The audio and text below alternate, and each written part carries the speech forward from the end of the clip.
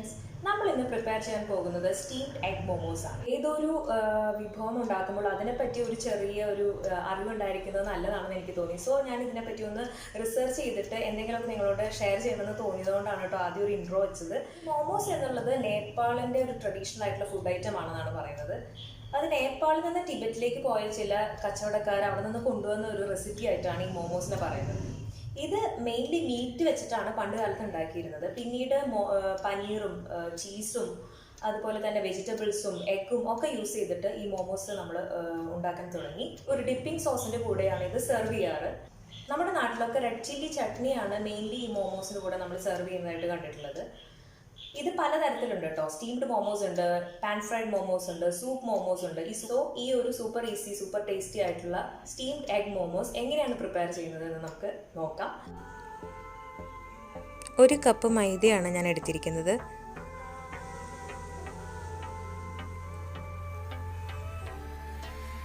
അതിലേക്ക് 1/2 ടീസ്പൂൺ ഉപ്പ് ചേർത്ത് കൊടുത്തിട്ടുണ്ട്. ഒരു കപ്പ് മൈദയ്ക്ക് ആ കപ്പിൻ്റെ തന്നെ 1/3 വെള്ളമാണ് ഞാൻ ഒഴിച്ചു കൊടുത്തത്. എന്നിട്ട് ഇതെല്ലാം കൂടി നന്നായി യോജിപ്പിക്കുക. മാവ് നമ്മൾ ചപ്പാത്തിക്കൊക്കെ കുഴച്ചെടുക്കുന്ന പരുവത്തിലാക്കണം. വെള്ളം മെല്ലെ മെല്ലെ ഒഴിച്ചു കൊടുത്ത് അതിൻ്റെ പാകം നോക്കി കുഴച്ചാൽ മതി. കുറച്ച് എണ്ണ ഈ കുഴച്ച മാവിൻ്റെ മുകളിലേക്ക് ഒന്ന് തേച്ച് കൊടുക്കാം. ഒരു നനഞ്ഞ ടർക്കി ടവൽ എടുത്ത ബൗള് കവർ ചെയ്ത് വെക്കുക ഒരു 15 മിനിറ്റ് നേരത്തേക്ക്. ഈ സമയം കൊണ്ട് നമുക്ക് ഫില്ലിങ് റെഡിയാക്കാം. ആവശ്യമുള്ള സാധനങ്ങൾ: വലിയ സവോള 2 എണ്ണം ചെറുതായി അരിഞ്ഞത്, പച്ചമുളക് 3 എണ്ണം ചെറുതായി അരിഞ്ഞത്, ഇഞ്ചി 1 ടേബിൾ സ്പൂൺ, വെളുത്തുള്ളി 7 അല്ലി, മഞ്ഞൾപ്പൊടി 1/4 ടീസ്പൂൺ, കോഴിമുട്ട 3 എണ്ണം, ഗരം മസാല 1 ടീസ്പൂൺ, കുരുമുളക് പൊടി 1 ടീസ്പൂൺ, സോയ സോസ് 2 ടീസ്പൂൺ. ഇനി നമുക്ക് മാവൊന്ന് നോക്കാം.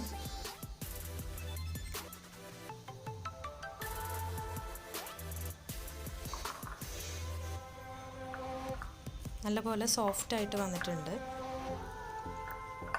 ഇനി നമുക്കിത് ചപ്പാത്തി മാവൊക്കെ കുഞ്ഞു കുഞ്ഞു ബോൾസാക്കി മാറ്റിയെടുക്കുന്നത് പോലെ ഇതും നമുക്ക് കൈകൊണ്ട് ചെറിയ ചെറിയ ബോൾസ് ഉണ്ടാക്കി 2 കൈ കൊണ്ട് നല്ലപോലെ ഉരുട്ടി ഒരു പ്ലേറ്റിലേക്ക് മാറ്റി വയ്ക്കാം.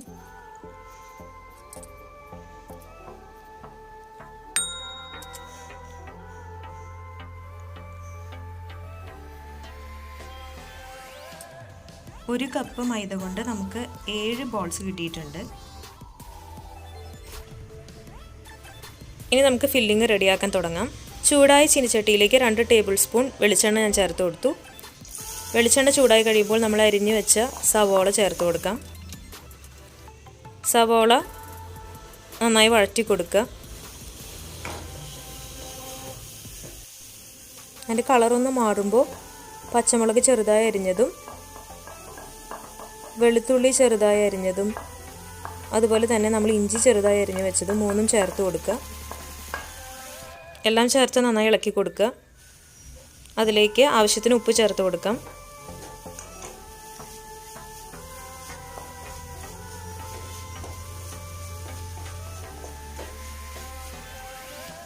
ഇനി നമുക്ക് 1/4 ടീസ്പൂൺ മഞ്ഞൾപ്പൊടി ചേർക്കാം. പച്ചമണം മാറുന്ന വരെ ഇളക്കി കൊടുക്കുക. പിന്നീട് 1 ടീസ്പൂൺ കുരുമുളക് പൊടി ചേർത്ത് കൊടുക്കാം. പൊടികളൊക്കെ ചേർത്ത് കൊടുക്കുമ്പോൾ ലോ ഫ്ലെയിമിൽ ഇടണം.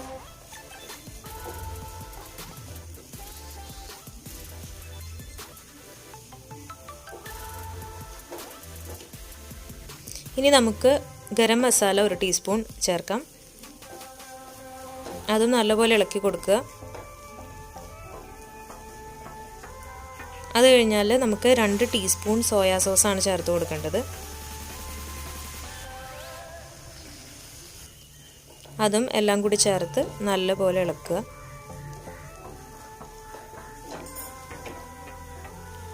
ഇനി നമുക്ക് 3 മുട്ട ഞാൻ ഒന്ന് ബീറ്റ് ചെയ്ത് വെച്ചിട്ടുണ്ട്.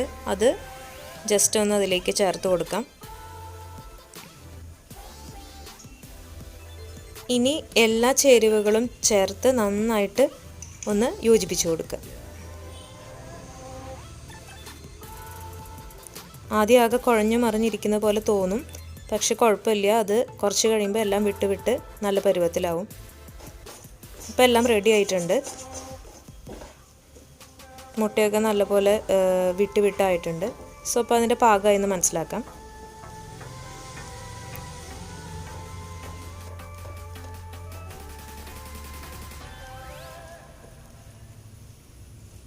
അപ്പോൾ നമ്മുടെ ഫില്ലിംഗ് ഇപ്പോൾ റെഡി ആയിട്ടുണ്ട്. ഇനി നമുക്ക് നമ്മൾ നേരത്തെ ബോൾസ് ഉണ്ടാക്കി വെച്ചത് ഓരോന്നായിട്ട് എടുത്ത് ചപ്പാത്തി പരത്തുന്ന പോലെ പരത്തിയെടുക്കാം. ഇത് ഒട്ടി പിടിക്കാതിരിക്കാനായിട്ട് മൈദപ്പൊടി അടിയിലൊന്ന് തൂവി കൊടുത്തിട്ട് അതിൻ്റെ മുകളിൽ വെച്ച് പരത്തി കഴിഞ്ഞാൽ നമുക്ക് ഈസി ആയിട്ട് ഇത് ചെയ്തെടുക്കാം. നമ്മളിത് ഇഡ്ഡലി തട്ടിൽ വെച്ചിട്ടാണ് വേവിച്ചെടുക്കാൻ പോകുന്നത്. സോ ഇത് ഒട്ടി പിടിക്കാതിരിക്കാൻ നമുക്ക് എണ്ണ വെച്ച് അതിൻ്റെ ആ കുഴികളൊക്കെ ഒന്ന് തുടച്ചു കൊടുക്കാം.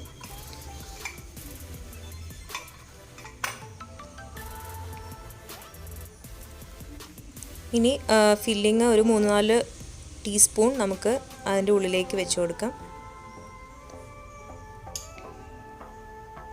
ഇത് പരത്തി ഉടനെ തന്നെ ഫില്ലിങ് വെച്ച് അത് അതിൻ്റെ ഫോമിലേക്ക് എത്തിച്ച് വേവിക്കുകയാണ് നല്ലത്.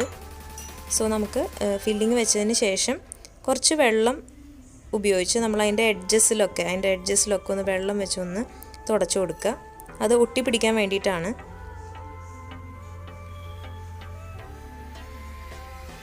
എല്ലാ വശത്തും നമ്മളൊന്ന് വെള്ളം വെച്ചൊന്ന് തുടച്ചു കൊടുത്തതിന് ശേഷം നമ്മൾ ഇങ്ങനെ മടക്കി എടുക്കണം. ഈ സാരിയുടെയൊക്കെ ഞൊറി എടുക്കുന്ന പോലെ ഇങ്ങനെ മടക്കി അതിൻ്റെ ആ ഒരു ഷേപ്പിലേക്ക് എത്തിക്കണം.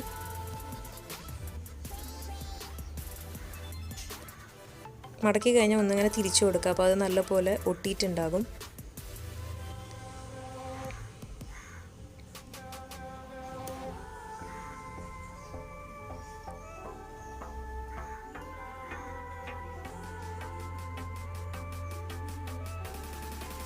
ഇനി ഇതുപോലെ നമുക്ക് ബാക്കിയുള്ള എല്ലാ ബോൾസും മോമോസിൻ്റെ ആ ഒരു ഷേപ്പിലേക്ക് നമുക്ക് റെഡിയാക്കി എടുക്കാം.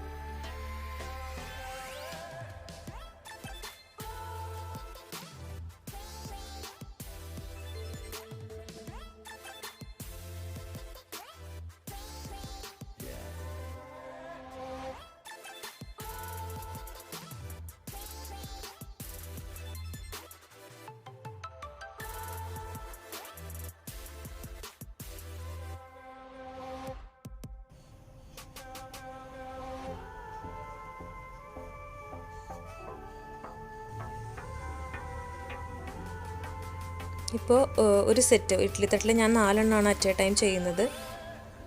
സോ ഒരു സെറ്റ് ആയിട്ടുണ്ട്. നമുക്ക് ഇതപ്പോൾ ഇനി വേവിച്ചെടുക്കാം. അതിനായിട്ട് ഒരു കുക്കറിലേക്ക് ആവശ്യത്തിന് വെള്ളം ഒഴിച്ചതിന് ശേഷം ഇഡ്ഡലി തട്ട് അതിലേക്ക് ഇറക്കി വയ്ക്കുക. എന്നിട്ട് നമുക്ക് കുക്കർ അടച്ച് വെച്ച് ഹൈ ഫ്ലെയിമിൽ ഒരു 5 മിനിറ്റും അതിനുശേഷം മീഡിയം ടു ലോ ഫ്ലെയിമിൽ ഒരു 10 മിനിറ്റും വേവിക്കാം. 15 മിനിറ്റ് ഇപ്പോൾ കഴിഞ്ഞിട്ടുണ്ട്. ഇനി നമുക്ക് കുക്കർ തുറന്ന് നോക്കാം.